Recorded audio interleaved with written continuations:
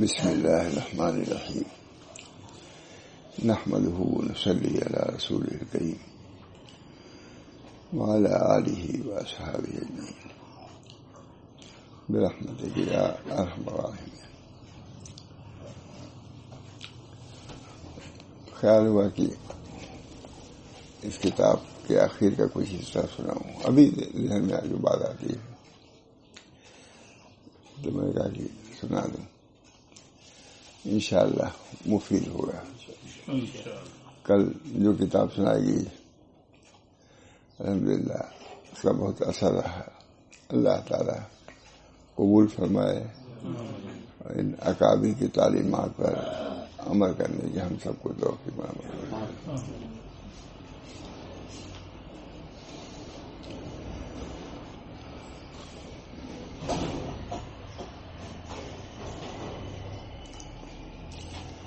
لکھ رہے ہیں، بس اعمال کی خوبی اس سے ہے کہ اللہ کی طرف کی سمجھو، یعنی جو اعمال تم سے ہو رہے ہیں در حقیقت اللہ نے تم کو توفیق دیا ہے کہ تم نے کیا۔ جب ذہن میں یہ بات رہے گی تو عجب نہیں ہوگا، بندار نہیں ہوگا۔ بندے کا سب سے بڑا بلند عمل یہ ہے کہ جو کچھ کرے اس کو اللہ کی طرف سے سمجھے۔ اللہ نے توفیق دیا کہ ہم نے ایک مرتبہ اللہ کہنے کو اللہ ہی کا کرم سمجھے۔ بنا پر جن لوگوں کو بھی توفیق ذکر اللہ کی ہو رہی ہے، یہ اطاعت اللہ کی ہو رہی ہے، اس کو سب اللہ کا عطیہ اور ان کی نعمت سمجھے۔ اسی کو کہہ رہے ہیں، لا تشریح کی ضرورت نہیں، بہت عمدہ مضمون ہے الحمدللہ۔ ابھی نکل آیا تو سنا رہا ہوں۔ بس اعمال کی خوبی اس سے ہے کہ اس کو اللہ کی طرف سے سمجھو، اور وہی ہے اللہ کے ساتھ جو اللہ کی طرف سے سمجھے، اللہ کے ساتھ ہوا ہے کہتے ہیں، اور وہی ہے کہ اللہ کے ساتھ غیرہ حاصل ہو، اسی پہ اکتفا کرے، اس پر بھروسہ ہو، اسی سے حاجت پیش کرے اور اسی کے روبرو ہمیشہ رہے۔ یہ ہے کمال، یہ نسبت احسان۔ نسبت احسان کا تعلق ہم لوگوں نے سمجھا کہ صرف نماز سے ہے، ان تعبد اللہ کانک تراہ۔ یہ ہے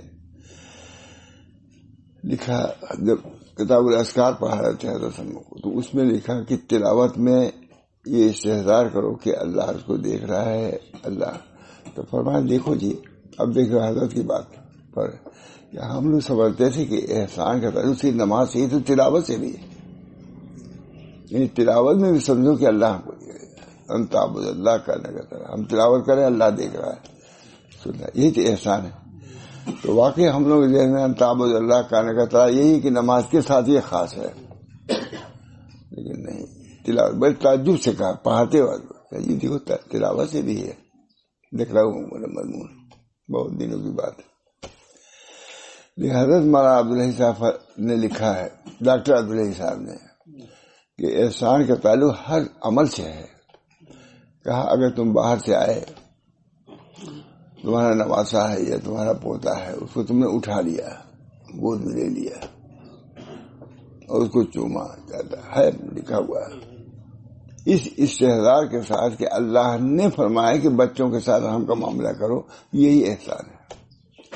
نہیں، احسان کا تعلق صرف نماز سے نہیں، صرف تلاوت سے نہیں، بلکہ ہر عمل کے ساتھ ہے کہ اللہ نے یہ فرمایا ہے۔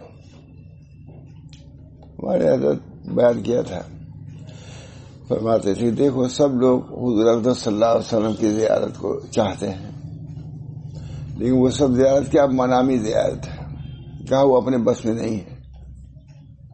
حضور صلی اللہ علیہ وسلم کی زیارت تمہیں چاہے تو زیارت ہو جائے، نوم میں، خواب میں۔ ایک زیارت عمومی ہے کہ ہر سنت کے وقت یہ خیال رکھو، ہر عمل کے وقت یہ حضور اقدس صلی اللہ علیہ وسلم سنت ہے، یہ زیارت روحانی ہے۔ ماشاء اللہ، انہوں نے احسان کے متعلق کہا ڈاکٹر عبداللہ صاحب نے، ہمارے حضرت نے زیارت رسول کے متعلق فرمایا بہت، کہ وہ زیارت جو منامی ہے خواب میں وہ آپ کے بس میں نہیں ہے، لیکن یہ ہر وقت اللہ نے فرمایا کہ ہر وقت یہ تصور کرو کہ ہم کو تو اس طرح لیٹنا چاہیے، اس طرح بیٹھنا چاہیے، اس طرح کھانا چاہیے، اس طرح پینا چاہیے. یہ زیارت روحانی ہے اور حقیقی زیارت یہی ہے.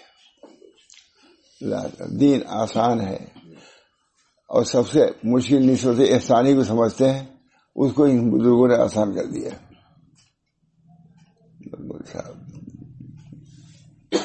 اللہ تعالیٰ توفیق دین بہت اچھا لکھ بھی رہے ہیں. اعمال کی خوبی اس سے ہے، اعمال کی خوبی اس سے ہے کہ اللہ کی طرف سے سمجھو. اعمال کے اندر خوبی کہ اللہ نے دیا ہے تو اس کی برکت اب آ جائے گی، اور وہی ہے اللہ کے ساتھ، اور وہی ہے کہ اللہ کے ساتھ غنا حاصل ہو. اللہ لکھ رہے ہیں اسی پہ اکتفا کرو، اسی پہ بھروسہ کرو، یہ بہت بڑی ہے. اسی سے حاجت پیش کرے، غنا اسی سے طلب کرو، وہ غنی ہے تو غنا بھی انہی سے طلب کرو. اس پر بھروسہ ہو، اسی سے حاجت پیش کرے، اسی کے روبرو ہمیشہ رہے. اللہ دیکھ رہا ہے. یہ سب صبرے اسی کے ہیں کہ اللہ کی طرف سے سب، اللہ کی طرف کی سمجھ ہوگی تھی سب آثار. اور ورع کو اپنے نفس میں اور صاحب سے زیادہ ڈھونڈا کر کہ ورع ہو پاس آئی، اور مخلوق سے تمہارا رکھنے سے پاک ہو.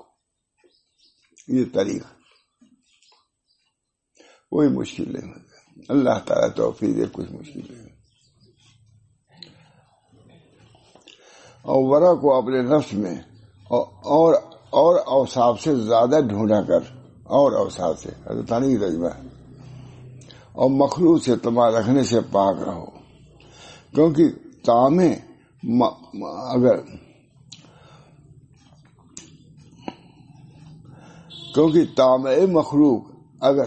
مخلوق یہ لفظ دینے والا ہے، اگر 7 دریاؤں سے پاک ہونا چاہے تو کوئی چیز اس کو پاک نہیں کر سکتی بجز اس کے کہ ان سے مایوس ہو اور اس سے اپنی ہمت بڑھنے کو.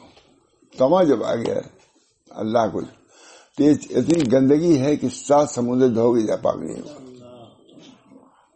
واقعہ بہت مشہور ہے، بہت سناتے تھے حضرت کہ دلی میں ایک نالا تھا کوئی، تو اس پر کوئی پگڑنی سے رکھ دیتے ہیں کہ اسے پار.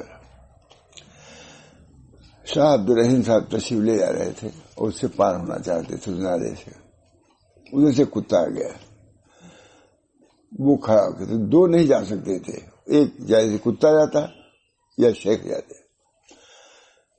شیخ رکے کہ یہ تو کتا ہے، اگر یہ نالے کے اندر گر بھی جائے گا تو کیا اس کا ہوتا ہے، میں اگر نالے میں گرا تو ناپاک ہو جاؤں گا، دھونا پڑے گا، غسل کرنا پڑے گا. بس وہ تو فرشتہ اللہ کی طرف سے کہا سن عبدالرحیم،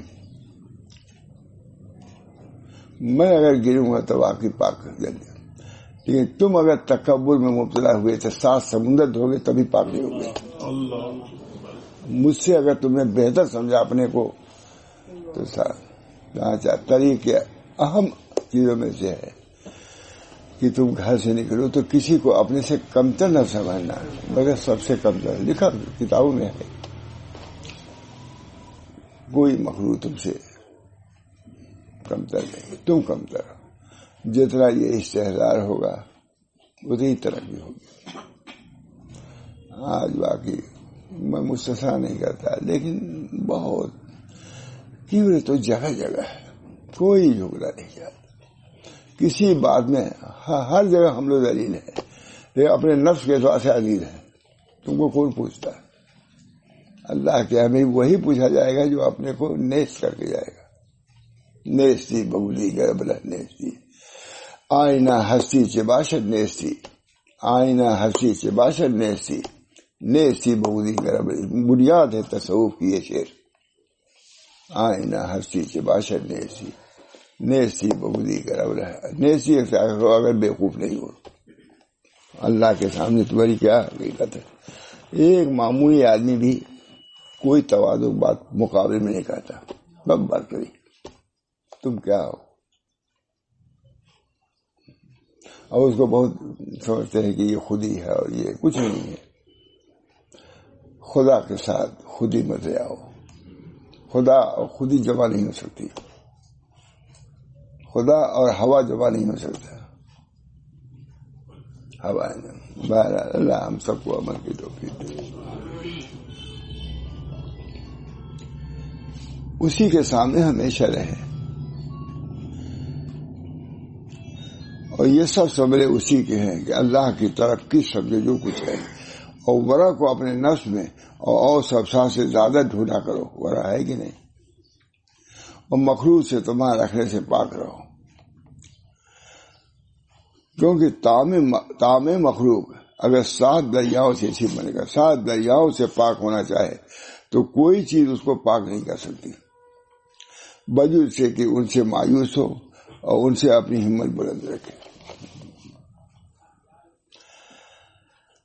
حضرت علی رضی اللہ تعالیٰ نے بصرہ میں تشریف لائے اور جامع مسجد میں آ کر واعظوں کو دیکھا کہ آواز کر رہا ہے. سب کو اٹھا دیا. حضرت علی آواز کر رہے ہو، یہاں تک کہ حسن بس اٹھا دیا. تم آواز کر رہے ہو تو اہل بھی ہو کہ نہیں؟ یہی اٹھا دیا. اٹھو. اب کسی کو اٹھا کے دیکھیے کیا ہوگا. حضرت علی اس وقت خلیفۃ المسلمین تھے. باطن کی تعلیم لکھا ہوا ہے کہ جتنے خلفاء ہوئے ہیں جو انہوں نے جو بیعت لی ہے، صرف بیعت سلطنت نہیں لی ہے بلکہ بیعت طریقت بھی لی ہے. ابو بکر صدیق نے جو بیعت کیا ہے تمام صحابہ تھے تو صرف بیعت سلطنت نہیں بلکہ بیعت طریقت بھی لی ہے. ان سے بھی سلسلہ چلا ہے. عیاشی فحاشی کے لیے نہیں لیا تھا، آرام کرنے کے لیے. طریقت ابو بکر صدیق نے باقاعدہ تلقین کی ہے، ذکر اللہ کی، کلمہ طیبہ کی تلقین کیا ہے. شاہ ولی اللہ صاحب لکھے ہیں کہ تصوف صوفیہ کے سردار ابو بکر صدیق ہے. انہوں نے بنیاد رکھی ہے طریقت کی، ابو بکر صدیق. تمہیں تو سلسلہ نقش بندیہ بہت کہتے ہیں ہم لوگ، بہت اعلیٰ عرفہ ابو بکر صدیق سے. حالانکہ جتنے سلسلے سب ان تک پہنچتے ہیں. حضرت علی ہے ہم لوگوں کے، تو انہوں نے عثمان سے جو بیعت کیا بیعت طریقت بھی کیا ہے. انہوں نے حضرت ابو صدیق سے کیا تو بیعت طریقت. تو ہم لوگ طریقت میں نہیں داخل ہو گئے، ہم لوگ علی ہی تک رہیں گے. ہم لوگ بھی داخل ہے طریقت. جو چشتی وہ سب نقشبندی بھی ہیں، اور کیا غلطی سب ترجمانی کرتے رہتے ان کے شان میں. غیر محقق لوگ ہم سب ابو بکر صدیق تک پہنچتے ہیں. بھائی جب بیعت طریقت ہے تو علی نے بھی جو بیعت کیا حضرت عثمان سے، عثمان نے ان سے حضرت، تو سلسلہ ہو گیا کہ نہیں؟ ہو گیا.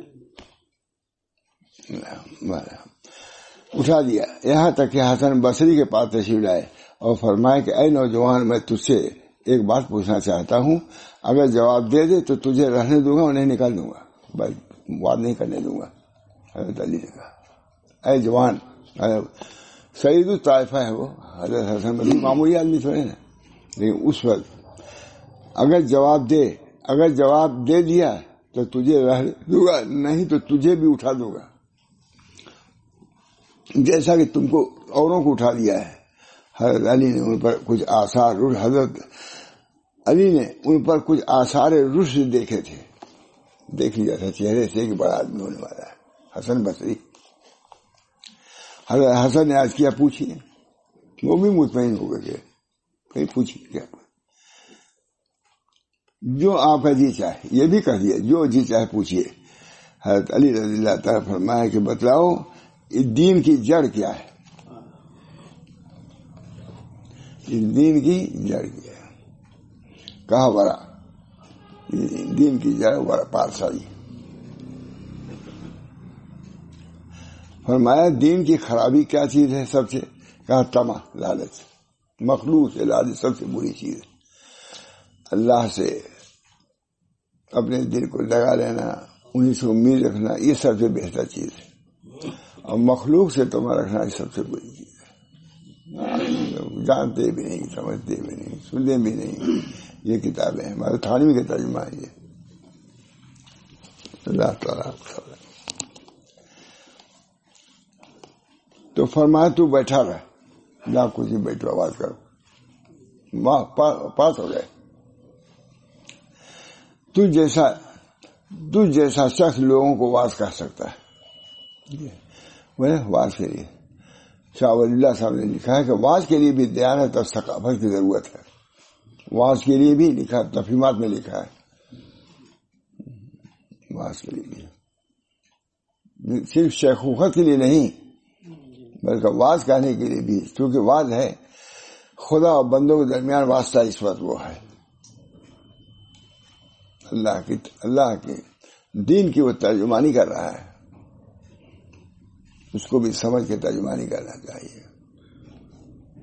یہ کرسی بھی، واز کی کرسی بھی یہ رسول اللہ صلی اللہ علیہ وسلم کی کرسی ہے. ہم آپ جو بھی بیٹھتے ہیں وراثتاً و نیابتاً بیٹھتے ہیں، اصالتاً نہیں بیٹھتے. ہر کی بجائے نشست وہ مردمہ بوے متوجہ شدن اورا ہما بات کر کے انبیاء علیہ السلام کردن. جو شخص کسی منصب پر بیٹھا تو وہ منصب اس کا در حقیقت نہیں ہے، وہ رسول کا منصب ہے. تو جو شخص کرسی بیٹھا لوگ اس کی طرف متوجہ ہوئے تو اس کو وہی کرنا چاہیے جو انبیاء نے کیا ہے. اس کو ترجمانی غیروں کی نہیں کرنی ہے، انبیاء کی کرنی ہے، کیونکہ کرسی ان کی ہے.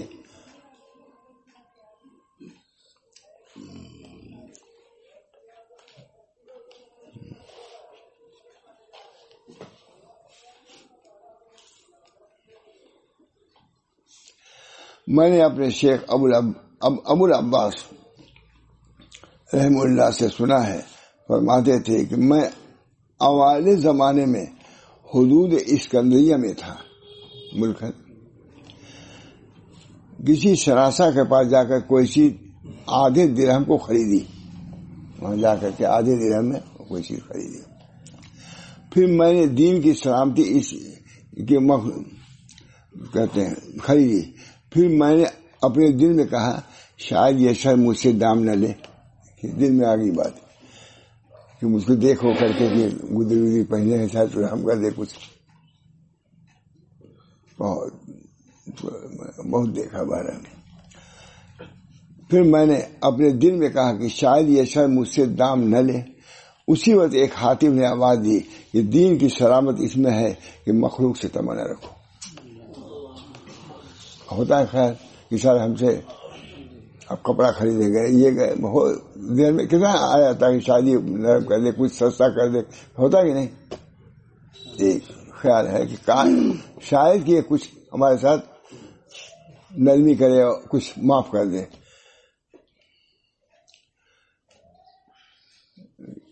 ہوگا وہی. ایک آدمی کوئی اور چیز خریدی تو کہا بھائی کچھ معاف کر دو.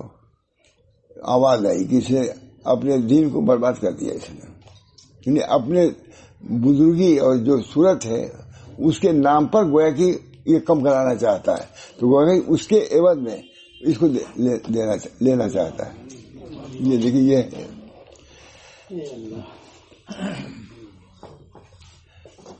بہت ہمارے بزرگوں کے ماں تھانوی کے ماں عبدالغنی صاحب کو ملتا ہے. اوائل زمانے میں دل میں شاید یہ شاید مجھ سے دام نہ لے. اسی وقت حاطب نے آواز دی کہ دین کی سلامتی اسی میں ہے کہ مخلوق سے تمنا نہ رکھی جائے. آواز بلند غیب سے آواز آئی اور میں نے ان سے سنا کہ تما والا کبھی سیر نہیں ہوتا. تما کے حرفوں کو دیکھو، سب خالی ہیں، تو خالی میم خالی آئے. سو اے مرید تجھ کو لازم ہے کہ مخلوق سے اپنی ہمت کو بلند رکھو. یہ اخیری ہے مضمون سب. سو اے مرید بہت بڑے آدمی لکھ رہے ہیں، شیخ ابن عطا اسکندری. انہیں کی کتاب بات ترجمہ ہے جو شیخ الحدیث صاحب کو وہاں سنائی جاتی تھی. سو اے مرید تجھ کو لازم ہے کہ مخلوق سے اپنی ہمت کو بلند رکھ اور مقدمے رزق میں ان کے سامنے درخواست مت پیش کر، کیونکہ وہ تیرے وجود سے پہلے قسمت میں لکھا جا چکا ہے. رزق، اور تیرے ظہور سے پہلے ثابت ہو چکا ہے، اب کیا کر رہے ہو؟ اور ایک بزرگ کا مقولہ سن کہ ایک مرد آدمی جو چیز تیری داڑھوں کے چبانے کے لیے مقدر ہو چکی ہے وہ داڑھیں ضرور تم کو چبائیں گی، یعنی جس کی جتنا ہے وہ منہ میں آئے گا، وہ اس کو کوئی چھین نہیں سکتا۔ سو کم بختی ہمارے اس کو عزت سے کھا، وہ تو آئے گی، روزی آئے گی، تم کو چبانا ہے، پیڑ میں ڈانا ہے تو اس کو عزت سے لے جاؤ، اس کو عزت سے کھا، ذلت سے مت کھا۔ جاننا چاہیے کہ جو اللہ کا پہچانے، جو اللہ کو پہچانے گا، اللہ ہم لوگوں کو سب دولت نصیب کرے۔ الاحسان ان تعبد اللہ۔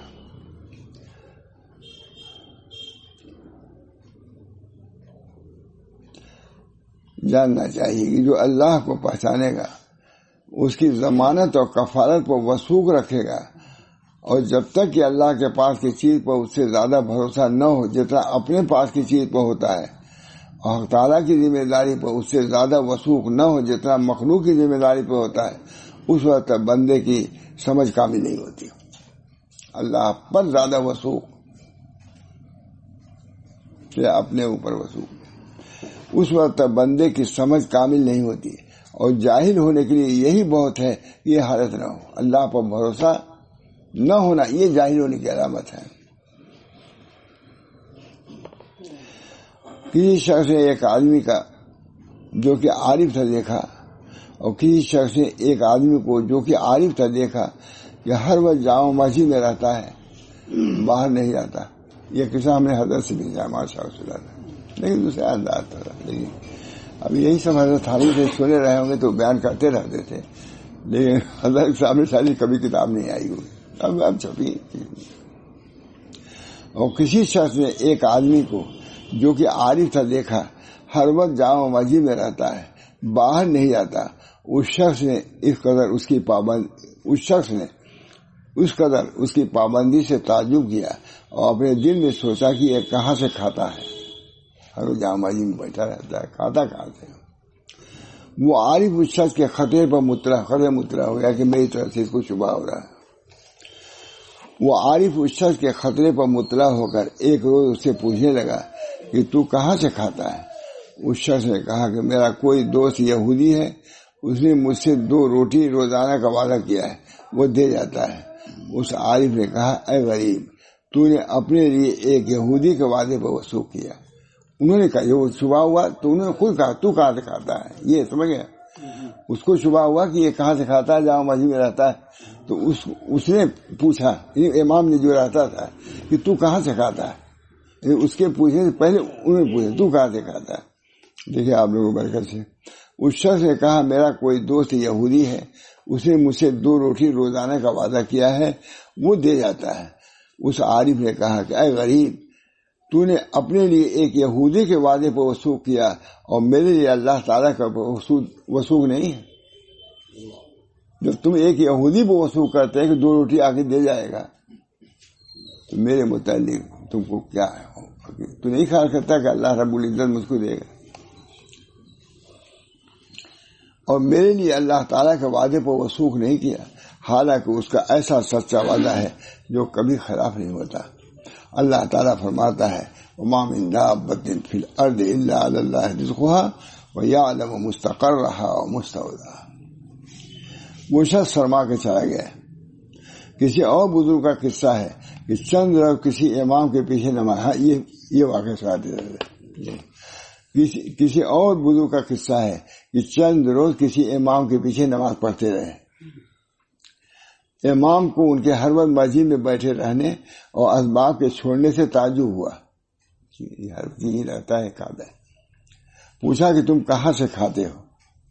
انہوں نے کہا ذرا ٹھہر جا، میں پہلے اپنی نمازیں لوٹا لوں، تمہارے پیچھے سے نماز پڑھی ہے دوہرا لوں تب اس کا جواب دوں گا، پھر بتلاؤں گا، کیونکہ میں ایسے شخص کے پیچھے نماز پڑھنا نہیں چاہتا جو اللہ کے وعدے میں شک کرتا ہے۔ اللہ کا وعدہ ہے کہ میں روزی دوں گا، تم کو صبح ہے کہ میں کہاں سے کھاتا اللہ دے، یہ سمجھ گیا؟ یہ لوٹا دو، پھر بتلاؤں، پہلے نماز قضا کر لوں، تمہارے پیچھے جو پڑھا نماز ہی میری نہیں ہوئی نماز، پھر بتلاؤں گا، کیونکہ میں ایسے شخص کے پیچھے نماز پڑھنا نہیں چاہتا جو اللہ کے بارے میں شک رکھتا ہوں، اور حکایتیں اس بارے میں بہت ہے، آگے نہیں پڑھا نماز، پڑھ کر کے اس کے جواب ہی نہیں دیا، کہا ایسے پیچھے نماز پڑھوں گا نہیں، جو پڑھی اس کی قضا کی ہے۔ کسی نے حضرت علی رضی اللہ تعالیٰ سے پوچھا کہ اگر کسی شخص کو ایک کوٹھری میں بند کر کے اوپر سے گارا لیس کر دیا جائے، لکھ دیا جائے، تو اس کا رزق کہاں سے آئے گا؟ رزق تو ہے اللہ تعالیٰ۔ فرمایا رزق وہاں سے آئے گا جہاں سے موت آئے گی، موت جائے گی اسے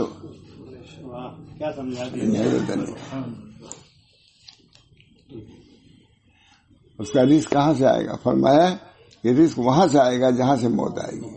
موت جب جا سکتی ہے تو روزی بھی جا سکتی ہے اس کے اندر، یقین۔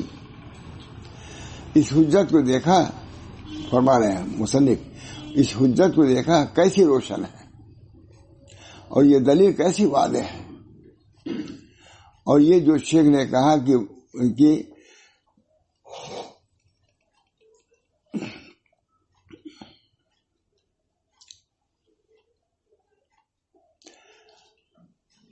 سوچو، اپنے دل میں یہ مضمون حاضر کرو کہ کوئی غذا ضرور چاہیے جس سے جثہ یہ قائم رہے، اور تدبیر یہ ہے کہ دل میں کہے کہ فلاں فلاں طریقے سے رزق ملے گا، پھر کہے نہیں بلکہ فلاں فلاں اسباب سے میسر ہوگا، اور یہی ادھیر بن یہاں تک بڑھے کہ نماز میں خبر نہ ہو کہ کتنی پڑھی، ایسے چکر میں پڑے، اور تلاوت قرآن میں خبر نہ ہو کہ کیا پڑھا، بس وہ طاعت جس میں تو لگا تھا مقدر ہو جائے گی۔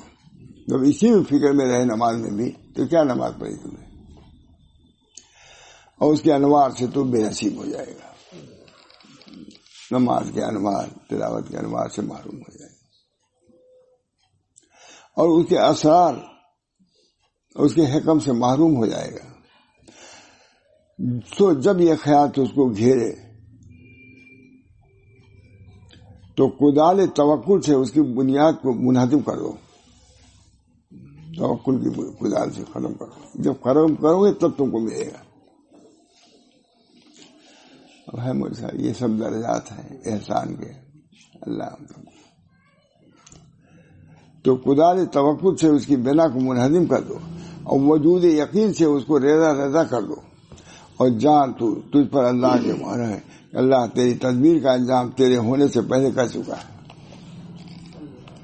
اور تو اگر اپنے نفس کی خیر خواہی چاہتا ہے تو اس کے لیے تدبیر مت کر، کیونکہ اس کے لیے تیرا تدبیر کرنا ضرور ہے،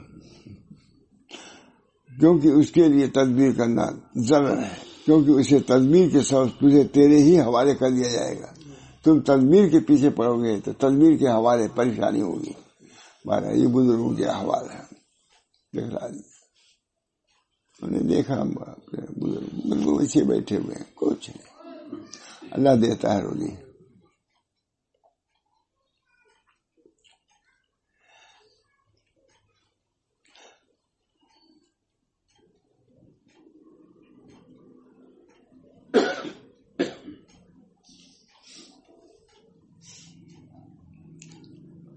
فرمایا اللہ تعالیٰ نے وَكَانَ حَقًّا عَلَيْنَا نَصْرُ الْمُؤْمِنِينَ، ہم جو مسلمان ایسا کرے گا تو ہم مسلمانوں کی مدد، مومنین کی مدد کریں گے۔ وَكَانَ حَقًّا عَلَيْنَا نَصْرُ الْمُؤْمِنِينَ، یعنی ہمارے ذمے ہے حمایت ایمان والوں کی۔ اور فرمایا بَلْ نَقْذِفُ بِالْحَقِّ عَلَى الْبَاطِلِ فَيَدْمَغُهُ فَهُوَ زَاهِقٌ،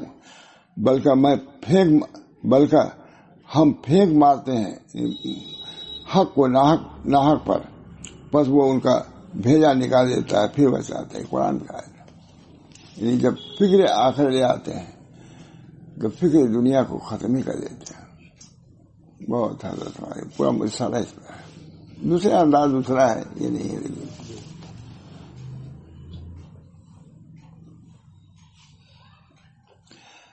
اور یہ جو شیخ نے کہا کہ بعد حصول کے حرص و بخل سے بچا، سو یہ دونوں عوارض بعد حصول کے ہیں، اور یہ دونوں ذوف یقین و بے اطمینانی سے پیدا ہوتے ہیں، اس پر حرص اور بخل واقع ہوتے ہیں. حق تعالیٰ نے اپنے کلام میں فرمایا من یوق شح نفسہ فاولئک هم المفلحون. شو سے قرآن کہہ رہا ہے یہ جو شخص حرص سے محفوظ رہا ایسے ہی لوگ فلاح پانے والے ہیں. من یوق شح نفسہ فاولئک هم المفلحون. مجھے کم سے کم جانے تب تو اللہ ہی سے دعا کرے گا کہ اللہ تعالیٰ حرص سے تما سے ہم کو محفوظ رکھے. جانتے ہی نہیں تو نہ پناہ مانگے گا نہ دعا کرے گا. یہ کتابیں ابھارنے والی ہیں, حق پر طریق پر چلانے والی ہیں کتابیں. ومن یوق شح نفسہ فاولئک هم یہ خدا کہہ رہا ہے جو شخص حرص سے محفوظ رہا ایسے ہی لوگ فلاح پانے والے ہیں. یہ بھی ہے اس کتاب میں اس کو لیا ہوا ہے, اس کتاب میں شح کو بھی. ومن یوق شح نفسہ یعنی جو شخص حرص سے محفوظ رہا ایسے ہی لوگ فلاح پانے والے ہیں. اس سے مفہوم ہوا کہ صاحب شح کو فلاح نہیں, صاحب حرص یعنی اس کو نور نہیں, اور فلاح نور کو کہتے ہیں. اللہ تعالیٰ منافقین کے بارے میں فرمایا اولئک هم یؤمنون فاحبط اللہ اعمالهم, یعنی وہ لوگ مال پر حریص ہیں جو انہیں ایمان نہیں لائے, بس عکارت کر دی اللہ نے ان کے کام. سب وعید بھی ہے. ومن یبخل فانما یبخل عن نفسہ یعنی جو بخل کرتا ہے وہ حقیقت میں اپنے سے بخل کرتا ہے. مہاراج اس طریقے سے بہت سی باتیں لکھتے ہی چلے جا رہے ہیں. شو اور بخل ذرا سا ہو رہا ہے.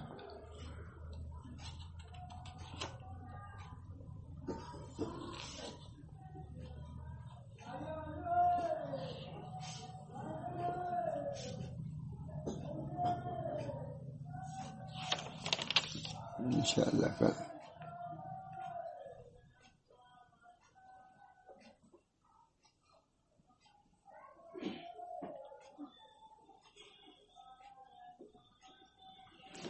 نوافل کے بارے میں سنا دیتا ہوں.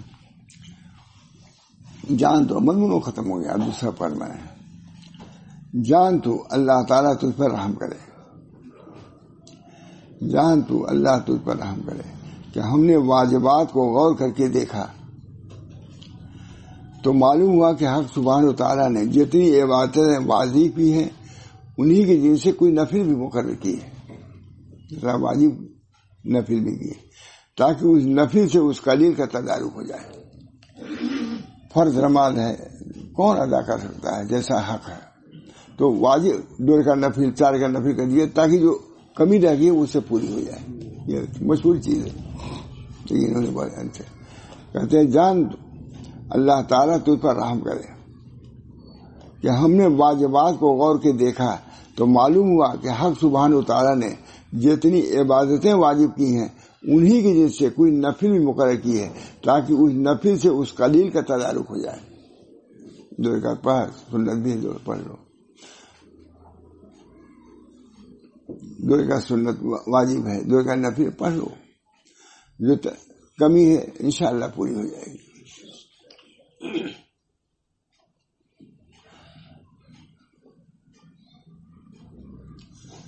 جو ارادے واجب میں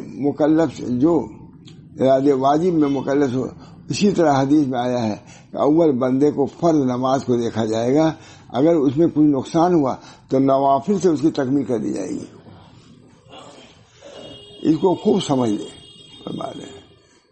اب 2 رکعت نفل کی کچھ اہمیت ہو جائے گی نہیں.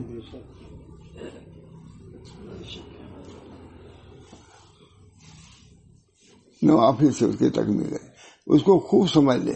اللہ تجھ پر رحم فرمائے اور صرف اسی عمل پر اکتفا کر جو اللہ نے تجھ پر فرض کیا ہے وہ نہ کر, بلکہ تجھ میں ایک مستعد کرنے والا محبت بھی ہونی چاہیے جو اس عمل پر تیرے متوجہ ہونے کا باعث ہو کہ اللہ تعالیٰ نے جو چیز تم پر واجب نہیں فرمائی اس میں تم کچھ کر لو.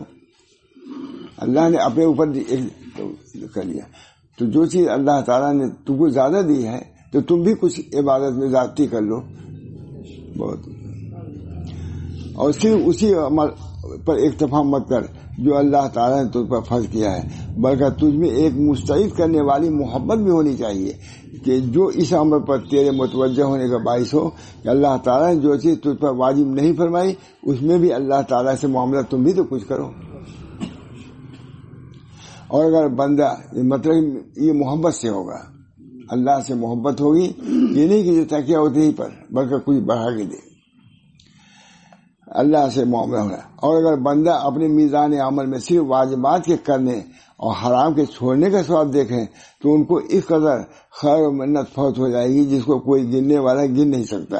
اور اندازہ کرنے والا اندازہ پر پاک ہے وہ ذات جس نے اپنے بندوں کے لیے دروازہ معاملہ کا کشادہ فرمایا اور اسباب وصل کو بیان کر دیا کہ کچھ نوافل پڑھو پورا ہو جائے گا. سب اور جاننا چاہیے کہ حق تعالیٰ کو معلوم ہے کہ میرے بندوں میں کم ہمت بہت ہے،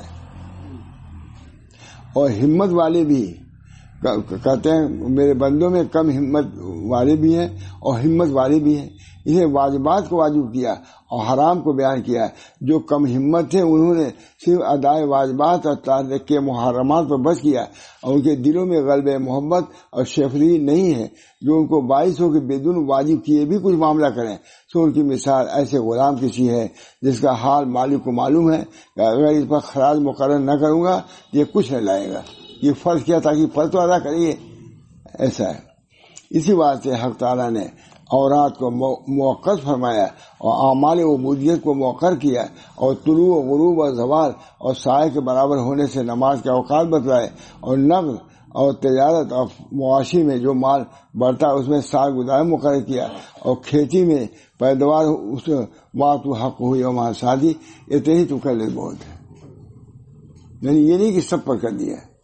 تو معلوم ہے کہ اللہ تعالیٰ نے جو ہم پر اعمال مقرر کیے ہیں ہمارے سہولت کے لیے کہ اتنا تو کر لے گا، اور اگر اس سے زیادہ کر لے محمد ظاہر ہے کہ حدیث میں آتا ہے کہ بندہ فرائض سے قرب حاصل کرتا ہی آتا ہے.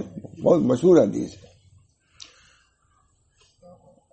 قرب فرائض پھر اس کا نوافل سے قرب حاصل کرتا ہے یہاں تک وہ اس مقام پر پہنچ جاتا ہے